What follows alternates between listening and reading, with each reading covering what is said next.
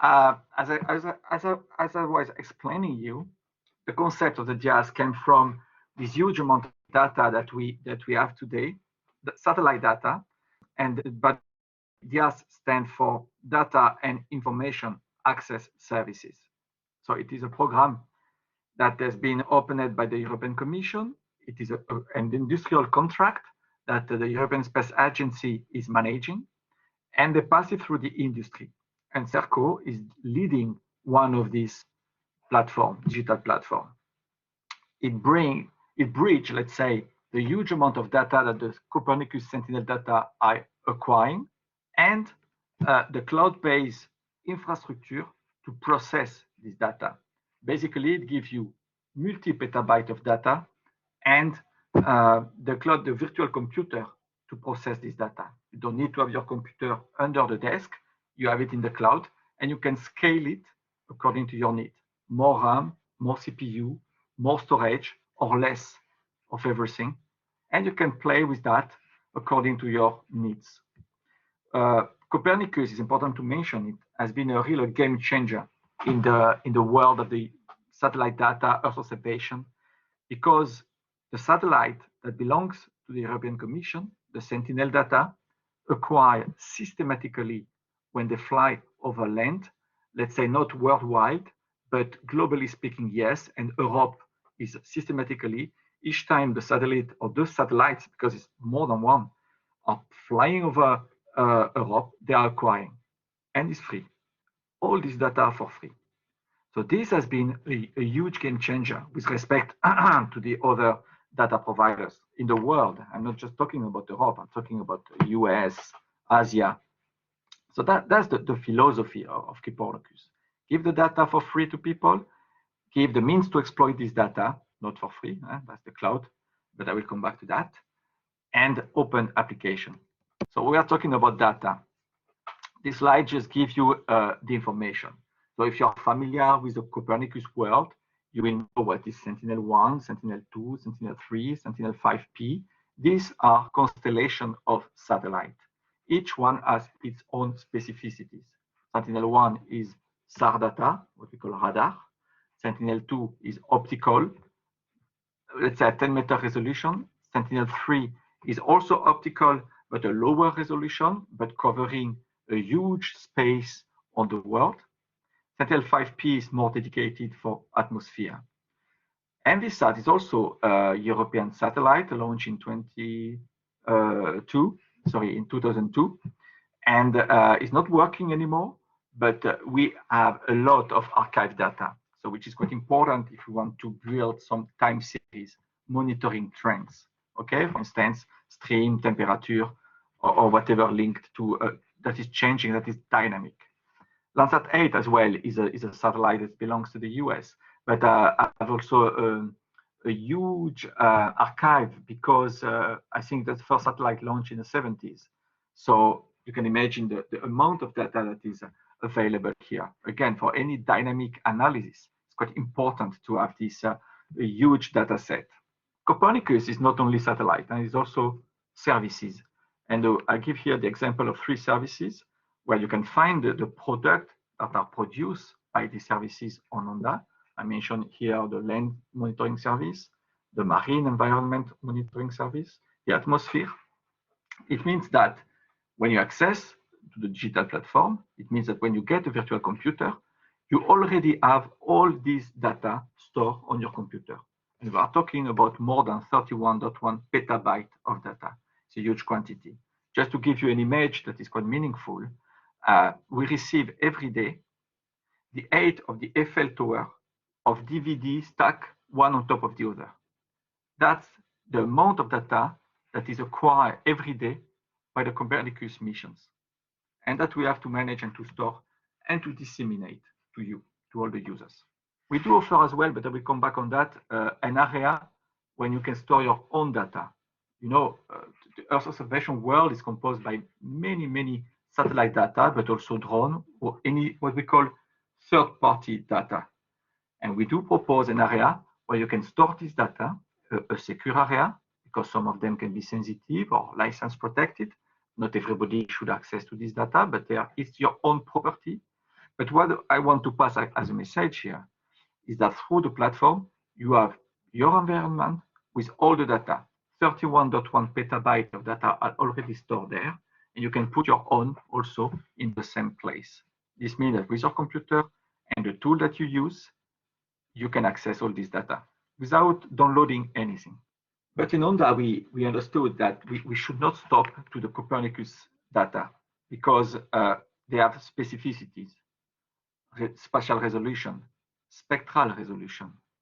And we understand that many of our customers, they may start an application, a commercial service on this data, but if they want to extend your capabilities, then they will need to focus other data type.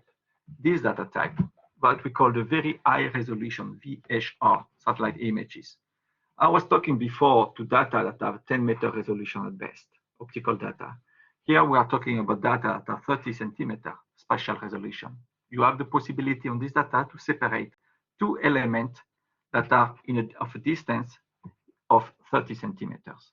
And we do that not because we own this data, we do not own this data, but we sign partnerships with this data provider, Deimos, Maxar, ComSat. This means that through ONDA, you can access to this data. They are not already stored on your local computer, I mean your virtual computer, but you can access to this data, you can ask for this data, and they can be directly uploaded on your virtual machine.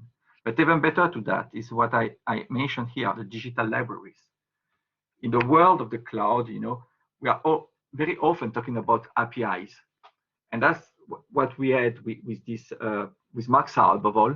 You have the possibility to access the data using APIs. This means to upgrade your algorithms to automatically search, identify, either download or not download, but process the data you have identified.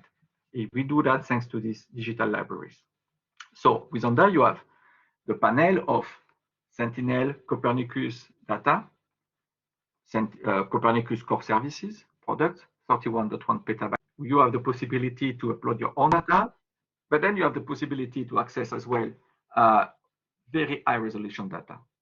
That's, I would say, the data pillar. Let's talk about the other pillar, which is the cloud. So here we are a consortium, and our consortium is with our cloud provider, which is OVH, the French cloud provider, and is proposing a huge quantity of virtual machines. We group them in categories that you can see here. You have the general purposes. That is a good ratio, a good balance in between the CPU and the RAM, generally used for front-end server. You have the CPU. This means machines that are give the emphasis on the computing power, and this is really well suited for machine learning activities. And we are talking about artificial intelligence, and a huge quantity of data that need to be processed very fast are needed. Then we have the RAM, or let's say the computer that need to have intensive memory, and this generally is well suited for activities that coordinate databases.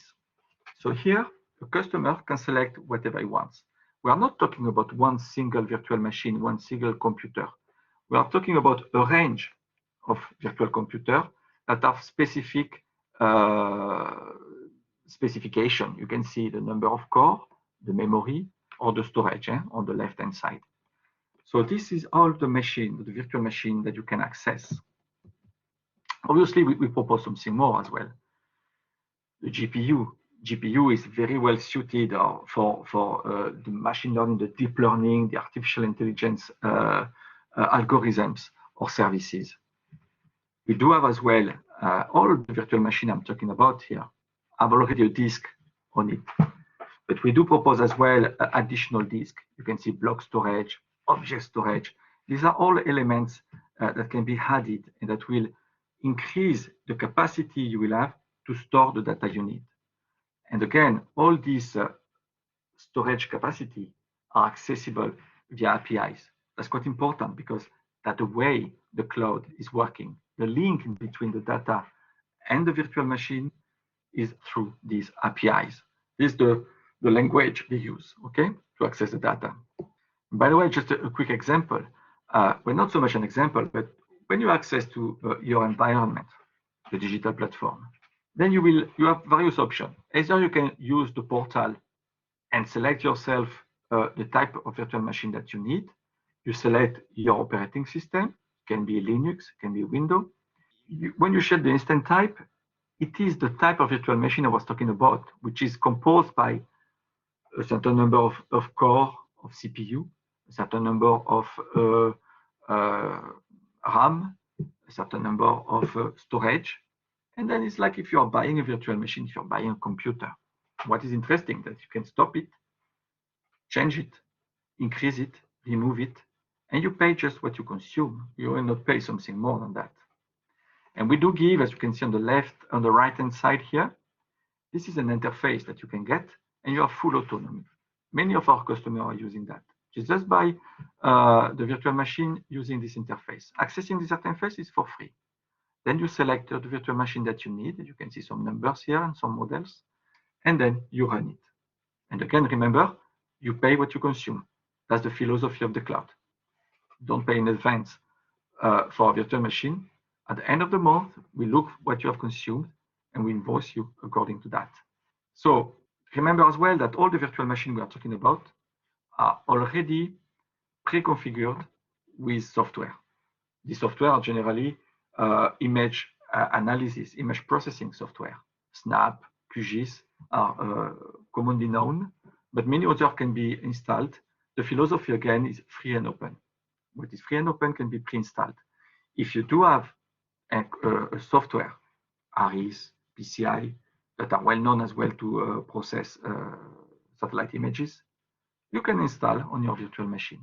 Just have to take care that the license is compliant with the operating system, Linux, Windows. That's the only element. Then you will never be alone. When you have this environment of ONDA, you have the FAQ or the user guide that gives you all the procedures step by step to start with us, to work with us, to use the APIs, to use the catalog, and so on. But we do even better because we understood that it's not just as easy as that. Above all, if you start with this technology, this environment.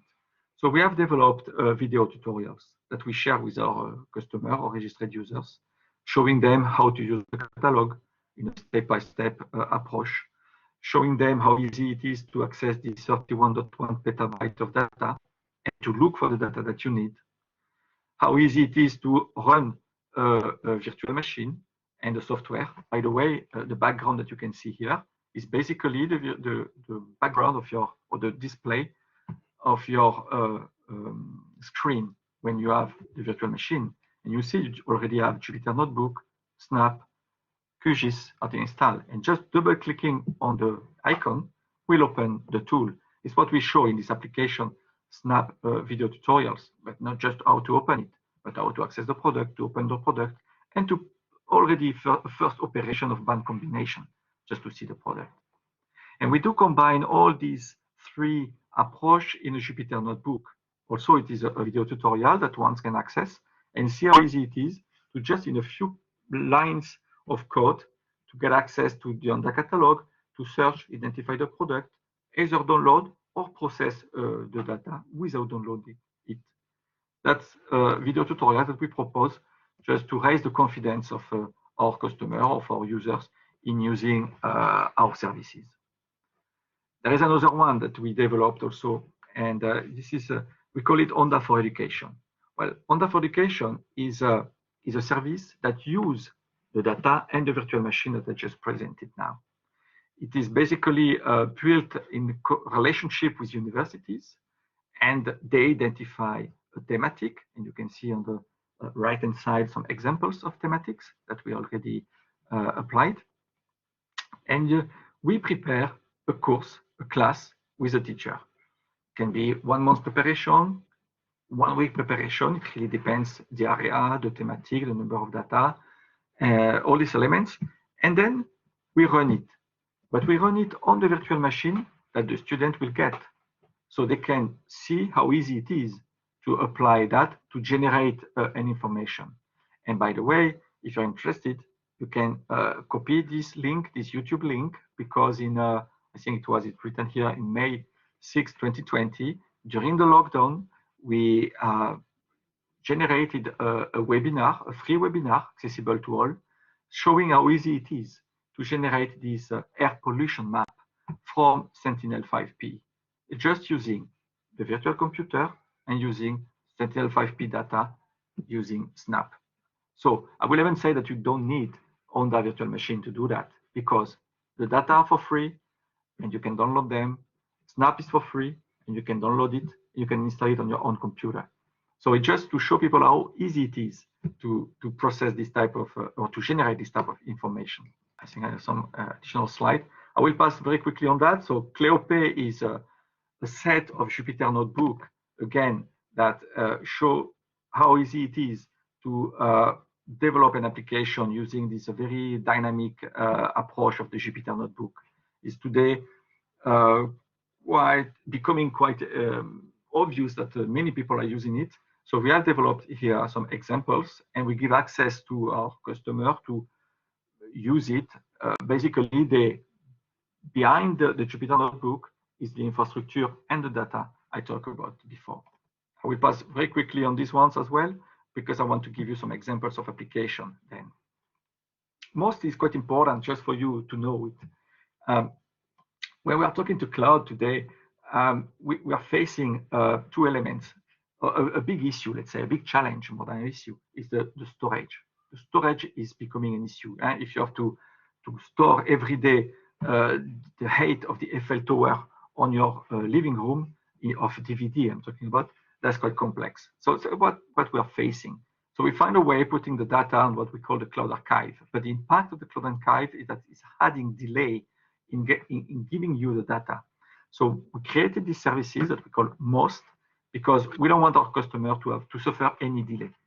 So we are creating them an environment where they can get access and immediate access to the data wherever the data is stored. That's what this service is dedicated to. And it's responding to some words that you may have heard today: Destination Earth, Digital Twin Earth. These are flagship programs of the European Commission and the European Space Agency. These are projects with the aims to simulate the Earth and to anticipate its evolution. To simulate the Earth in a digital manner, then we need a lot of data. So that's why we created these services. Again, an infrastructure that gives an immediate access to the data without suffering any delay or performance issue. But let's go now. Okay, what's next? Yes, ONDA is not just a contract. As I told you, many of the elements I presented today are on top of the contract. It's not required by the European Commission. It's not required by the European Space Agency. But because we are a commercial company, we see the market, we see our customer, we see what they are asking for, and we are responding to that.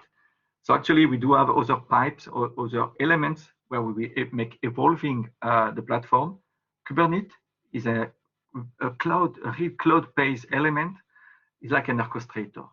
It's like a software that is able to see the amount of work you're doing, and it can automatically optimize the infrastructure that you need, and you will do it for yourself.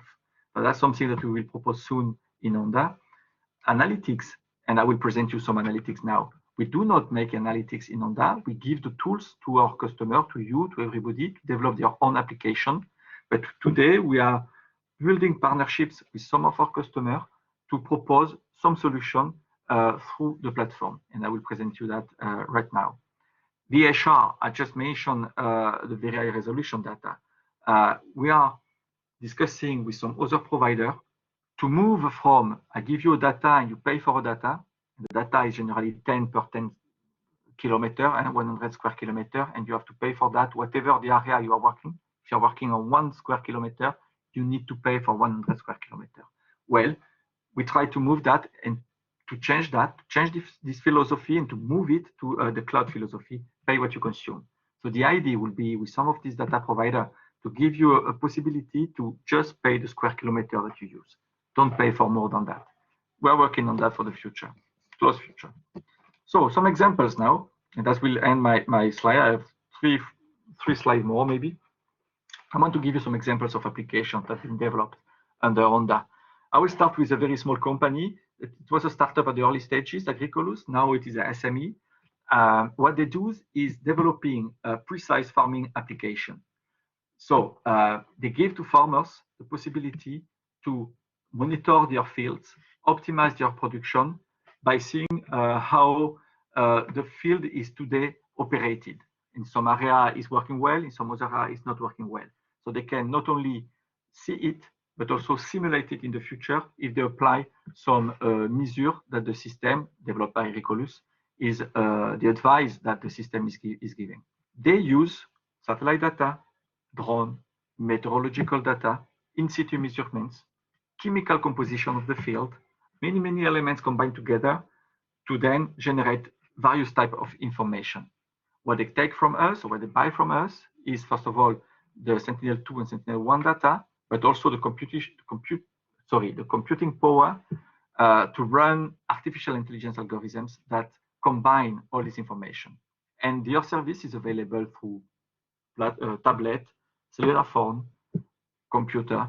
So you see here, we are really talking about a small company that grew with us and then that developed these services for their customer. SME. Next one, Earth Surface Deformation Monitoring System. That's a research center. So what they do is measuring the ground velocity at continental scale. Measuring ground motion is not an innovation service, something that exists since years, but doing it on a continental scale in a very small time frame, we're talking about a month, that was the challenge, and they did it. And they did it at a very low cost as well. And that's thanks to the DIAS, or the ONDA capabilities. Again, they buy from us the Sentinel-1 data, and then the GPU, because here we need a strong, a powerful computing capacity to process this data. And what is interesting, they made a comparative market analysis, if they are buying this system on others. Well, they see that it's quite cost efficient and competitive to pass through DIAS or to ONDA than going to other cloud providers. Another example, COVID-19. We are all living in this context since a month now, and we are participating with some customer, one of them, to some project that aims to measure the impact of the policy to fight against the COVID. And you can see here one example of the situation during the lockdown and the situation after the lockdown or before the lockdown. And they do that by identifying targets in some places. They are developing a lot of services, but I wanted to show this one because it's quite meaningful. They apply automatic recognition algorithms to count the number of cars on some specific places. And they derive what they call the mobility index. There was something they did again in May, April, just after when the post-lockdown measures were effective. And actually, they are developing other services with some specific health authorities in their area to, again, try to help them to better organize their fight against this pandemic. Another example is the oil trading monitoring system that one of our customers developed. Here is combining a lot of different types of information, satellite, but also what we call the AIS, which is the identity of the ship. Now that is checking the oil from one place and to bring it to another place. And thanks to the satellite, they measure the quantity of oil the ships has taken, and the quantity is putting in another place. I will pass to the other slide. I don't want to consume too much time. Real estate asset management service is also quite interesting because, again, it was a startup that now becomes a SME, and they are measuring the occupation of property from some big customer, I would say. That's quite interesting because this customer is the Vatican. ONDA is in Italy, as you know. We have no connection at all with the Vatican, but this company, yes. And the Vatican asked them to check their property first in Italy, but then worldwide. And these people were thinking to do that, driving and visiting the cities where the Vatican have some property, but they discovered that they have really a lot of property, and they cannot do that by driving. So they use space. They started to use space with us, and actually now they have developed a service which is identifying the property, but also saying to Vatican whether there is a change in a date to another over their property. And if the Vatican is interested in, they can even go to what we call the intelligence analysis using VHR data. Then I will conclude with this UN Agency's Critical Situational Awareness Service. Actually, we have various services that are both used or sold to the UN agencies. This one is dealing with emergency preparedness and recovery.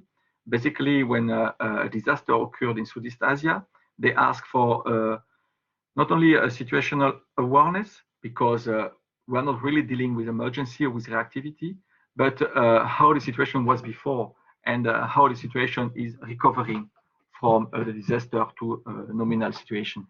And they are accessing this information through a web interface like this one that is using Sentinel-1 and Sentinel-2 data, and GPU as well, because they are combining a lot of information and they need to produce the information quite quickly, even if we are not in an emergency phase.